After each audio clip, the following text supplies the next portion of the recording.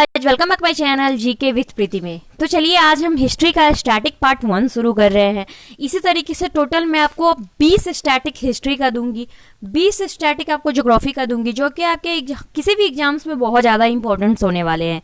तो आइए स्टार्ट करते हैं। उससे पहले आपसे एक छोटा सा रिक्वेस्ट, चैनल को फटाफट सब्सक्राइब कर दीजिए और घंटी वाला जो छोटा सा बेल आइकन दिख रहा है ना, उसे बस फॉलो कर दीजिए, यानी कि उसे दबा दीजिए ताकि वो नोटिफिकेशन फ्री ऑफ कॉस्ट देगा आपको। दिल्ली संतलन का प्रथम वैधानिक सुल्तान कौन था? आपको मिलते हैं 3 सेकेंड। चलिए, तो इल्तुमिश था। कौन था? तो इल्तुमिश था। दिल्ली संतलन का प्रथम वैधानिक सुल्तान था इल्तुमिश। नेक्स्ट क्वेश्चन हम चलते हैं। किस सम्राट ने श्रीनगर में स्थित शालीमार बाग लगवाया? चलिए, तो आपके समय होते हैं अब पूरे। तो किस सम्राट ने लगवाया था? तो जहांगीर ने क्या लगवाया था? श्रीनगर में स्थित शालीमार बाग लगवाया था। किसने लगवाया था? तो जहांगीर ने लगवाया था। नेक्स्ट हम चलते हैं। औरंगजेब ने किस सिख गुरु की हत्या करवा दी थी?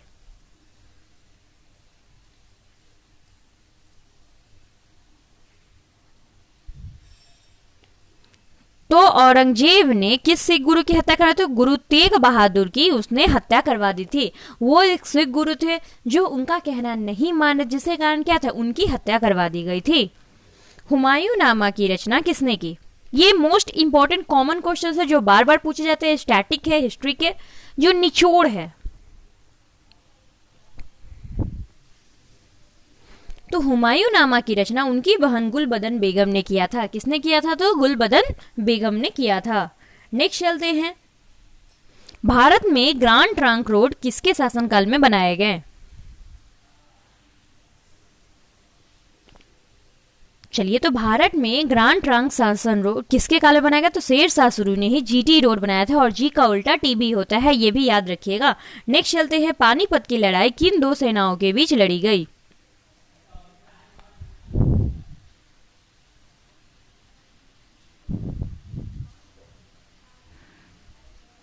तो पानीपत की लड़ाई बाबर तथा लोधी साम्राज्य के बीच लड़ी गई। किसके बीच लड़ी गई है? तो पानीपत की लड़ाई बाबर तथा लोधी साम्राज्य के बीच लड़ी गई। नेक्स्ट चलते हैं।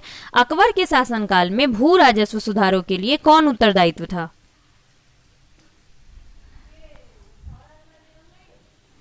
तो अकबर के शासनकाल में भू राजस्व सुधारों के लिए उत्तरदायी था टोडरमल। कौन था? तो टोडरमल था। नेक्स्ट चलते हैं। सुप्रसिद्ध संगीत दय तानसेन और बैजू बावरा किसके शासनकाल के सुविख्यात थे?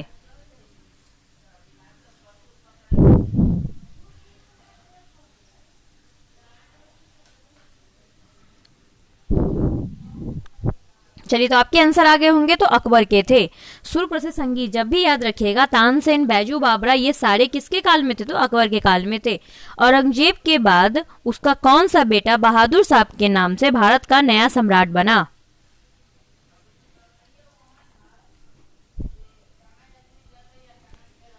तो बना मोहम्मद मुअज्जम। कौन बना? तो बहादुर साहब के बाद भारत का सम्राट कौन बना? मोहम्मद मुअज्जम बना। नेक्स्ट चलते हैं। निम्नलिखित में से वह शासक कौन था जो विक्रमादित्य के नाम से भी जाना जाता था? आपको मिलते हैं 3 सेकेंड। चलिए, तो आपके माइंड में आंसर क्लिक कर गए होंगे। तो चंद्रगुप्त द्वितीय को क्या कहा था? विक्रमादित्य के नाम से भी जाना जाता था। इन्हें भी दूसरा विक्रमादित्य कहा गया था। नेक्स्ट चलते हैं। किसके शासनकाल के दौरान भारत में 1 रुपया का सिक्का टकसालित यानी कि मिंट किया गया?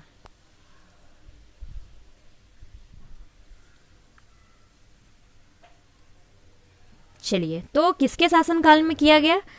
आइए देखते। शेरशाह सूरी के काल में ही जीटी रोड बना था और 1 रुपए का सिक्का ही टकसाल मिंट किया गया था। तो ये चीजें आपको याद होनी चाहिए कि 2 चीजें आपको याद हुई, जीटी रोड और 1 रुपए का सिक्का।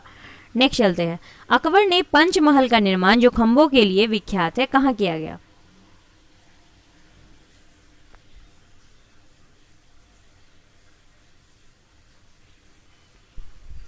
चलिए, आपने सोच लिया होगा। तो अकबर के जो पंचमहल का निर्माण था जो खंभों के लिए बहुत विख्यात है, वो फतेहपुर सिकरी में है। अच्छा, ये बताइए कि फतेहपुर सिकरी क्यों फेमस है? वाई? तो आप नीचे कमेंट बॉक्स में अगर आपको याद हो तो जरूर लिखें। एक बार अगर लिख देते हो ना तो जीवन भर वो आपकी चीजें आपके दिमाग में छप जाती है। नेक्स्ट चलते हैं। भारत में सबसे पहले तोप खाने का प्रयोग किसने किया?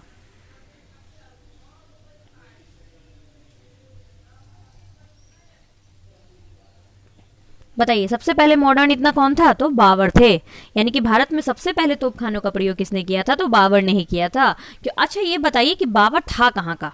क्या मुझे बता सकते हैं कि बाबर कहाँ का था? तो आप नीचे कमेंट बॉक्स में जरूर लिखें। गुजरात की विजय की याद में अकबर ने किसका निर्माण करवाया था?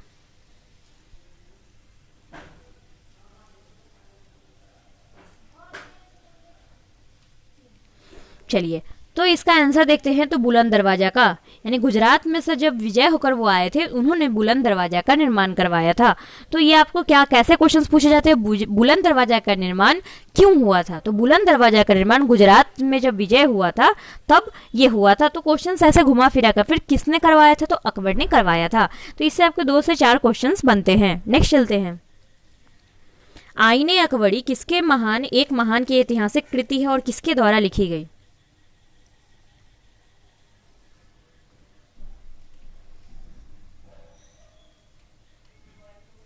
तो आईने अकबरी अबुल फजल के द्वारा लिखी गई। किसके द्वारा लिखी गई है? तो अबुल फजल के। ये महान ऐतिहासिक कृति है। और आईने अकबरी फिर आपसे पूछा जाएगा कभी क्वेश्चंस में, अबुल फजल के द्वारा इनमें से कौन सी ऐसी किताब है जो लिखी गई है? फिर ऐसा पूछा जाएगा कि अबुल फजल के द्वारा कौन सी ऐसी किताब है जो नहीं लिखी गई है? तो क्वेश्चंस आपके ऐसे ऐसे। फिर पूछा जाएगा कि अबुल फजल किसके दरबार का था? यानी किसके दरबार का कवि था, पोएट था, किसके दरबार का था? तो ऐसी बातें आपसे पूछी जाती है। तो एग्जाम में इस चीज को बिल्कुल इग्नोर नहीं करना है। चलिए, मुगल चित्रकारी के शासन काल में पराकाष्ठा चरमोत्कर्ष पर कहाँ प्राप्त किया गया? बताइए, किसके काल में?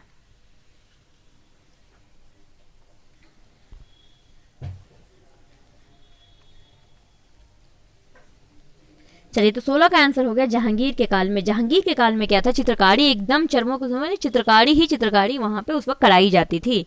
तो ये भी क्वेश्चंस काफी अच्छे लगे। टोडरमल किससे संबंधित है? अभी मैंने ऊपर पूछा है आपसे।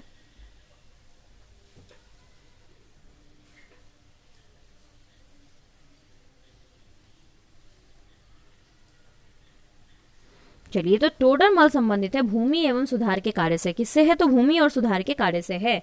नेक्स्ट चलते हैं। शेरशाह सूरी का मकबरा कहाँ है?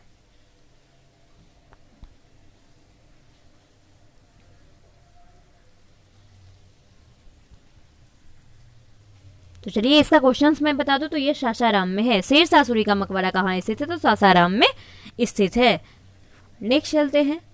गुरु अर्जुन देव किसके समकालीन थे?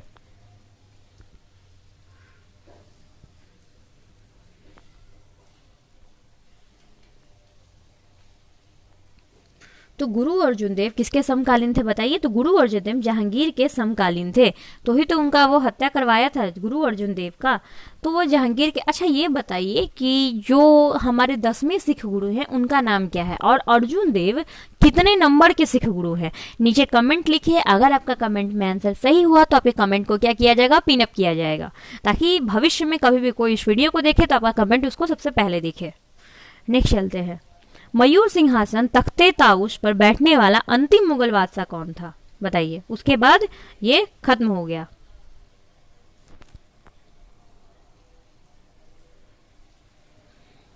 तो आपके माइंड में अब आंसर आ चुके होंगे। तो मोहम्मद शाह रंगीला था। कौन था? तो मोहम्मद शाह रंगीला था। देखिए, किसी भी एग्जाम को क्रैक करने के लिए एक स्ट्रैटेजी बनाकर पढ़िए, देन आप एग्जाम को क्रैक कर सकते हैं। अगर आप बिना स्ट्रैटेजी का पढ़ाई करते हैं, यानी कि लक्ष्यहीन पढ़ाई, कभी भी आपको क्या करने वाली है? काम नहीं देने वाली है। तो ये सोच लीजिए आप क्या करना चाहते हैं, क्या नहीं। ये टोटल 9 से 10 मिनट की वीडियो है। अगर आपको अच्छी लगती है तो इसे शेयर कर दीजिए और ज़्यादा से ज़्यादा इसे सब्सक्राइब कीजिए। और ये जो घंटी वाला जो आपको ऐसे छोटे वाला जो बेल आइकन दिख रहा है ना, उसको क्लिक कर दीजिए। तो इसी के साथ मैं आपसे विदा लेती हूँ। मिलूंगी अब नेक्स्ट वीडियो में। Thank you for watching us. ये हिस्ट्री का स्टैटिक 1 था, स्टैटिक 2, यानी कि टोटल मैं 20 स्टैटिक दूंगी। 20 ज्योग्राफी के, 20 सब कुछ के 20-20 मिलेंगे, सिविक्स के भी 20 मिलेंगे।